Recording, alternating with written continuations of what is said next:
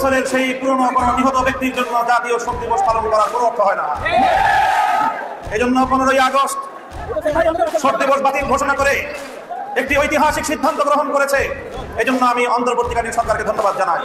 পরাজিত শক্তির ফ্যাসিবাদী নেত্রী জালিম শাহী শেখ হাসিনা নরেন্দ্র মোদীর ঘরে বসে বাংলাদেশের অভ্যন্তরে 15ই আগস্টকে কেন্দ্র করে বিশৃঙ্খলা সৃষ্টি করবার জন্য তিনি উস্কানি দিচ্ছেন। বলতে চাই, আওয়ামী লীগের, যুবলীগের, ছাত্রলীগের যারা বিগত 15 বছর পর্যন্ত হাতুড়ি লীগের ভূমিকা পালন করেছেন, মনে রাখবেন এখন বাংলাদেশ আর সেই 16 বছরের ফ্যাসিবাদী পরাধীন বাংলাদেশ নয়। এই বাংলাদেশ আজ স্বাধীন বাংলাদেশ। ছাত্র জনতার রক্তের বিনিময়ে অর্জিত এই স্বাধীন বাংলাদেশে যদি 15ই আগস্টকে কেন্দ্র করে কোন নৈরাজ্য সৃষ্টির পায়তারা করা হয়, সারা বাংলাদেশে তাদেরকে হেফাজতে ইসলামের নেতা কর্মীদেরকে আমি আহ্বান জানাতে চাই, আগামীকাল 15ই আগস্ট, 16ই আগস্ট এবং গোটা আগস্ট মাস জুড়ে আমাদেরকে সতর্ক থাকতে হবে।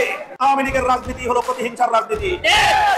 শেখ হাসিনা ঘোষণা দিয়েছিল যে জাতি তার বাবাকে হত্যা করেছে তিনি সেই জাতির কাছ থেকে প্রতিশোধ গ্রহণ করবেন। বিগত 45 বছর ধরে শেখ হাসিনা প্রতিশোধের রাজনীতি করেছেন, প্রতিশোধ দিয়েছেন আমার বাংলার তাওহীদি জনতার বিরুদ্ধে, প্রতিশোধ দিয়েছেন বাংলার স্বাধীনতাকামী মুক্তিকামী জনতার বিরুদ্ধে, প্রতিশোধ দিয়েছেন বাংলাদেশের ছাত্র জনতার বিরুদ্ধে, প্রতিশোধ দিয়েছেন এদেশের হেফাজতে ইসলামের লক্ষ লক্ষ নিরপরাধ মানুষের বিরুদ্ধে। তিনি একজন খুনের নেশায় মাতাল। এই শেখ হাসিনা এখন গিয়ে খুনের নেশায় মাতাল হয়ে নরেন্দ্র মোদীর সাথে আঁকড়া করেছে। আমি আহ্বান জানাতে চাই, খুনি হাসিনাকে ধরে এনে বিচারের কাঠগড়ায় দাঁড় করাতে হবে।